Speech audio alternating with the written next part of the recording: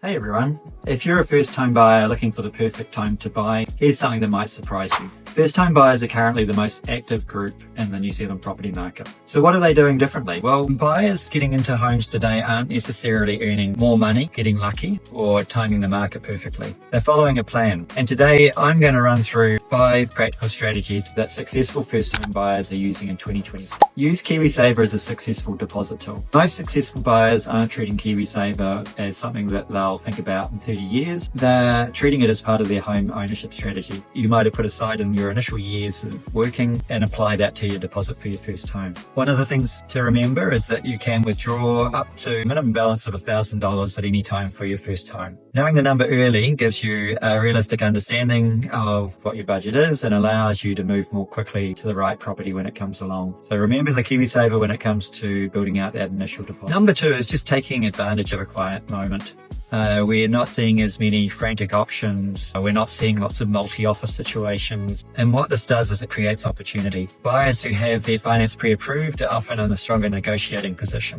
Sellers value certainty, and a prepared buyer can sometimes negotiate better terms, extra conditions, or simply even avoid unnecessary pressure during that buying process. So getting your ducks in order and making sure that you figure out what your deposit is. Number 2, get ready and take advantage of that quieter moment through getting a pre-approval early. Prioritize value over renovation projects. In the past, a lot of first home buyers went for renovation type projects, buy a lower cost home and do some renovation, but that's changing. A lot of first home buyers these days are looking for certainty over risk. Rather than buying a property that needs significant renovations, many are focusing on modern townhouses, apartments, or homes that are ready to move in. They don't want the risk of what might be behind the wall or under the floor. They are looking for that certainty in terms of what their overall debt position is going to look like.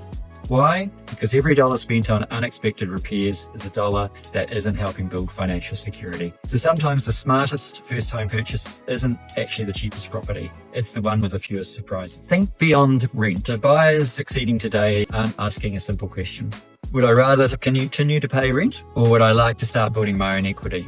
So while home ownership isn't right for everyone, many first home buyers are recognizing that a mortgage can be a long-term investment in their future, rather than simply another monthly expense.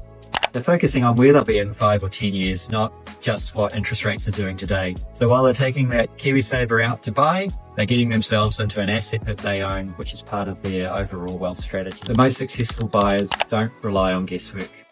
They understand their income, they understand their expenses, they understand their borrowing capacity, and they understand their monthly budget. They use calculators, they test different scenarios, and they understand what happens if rates move.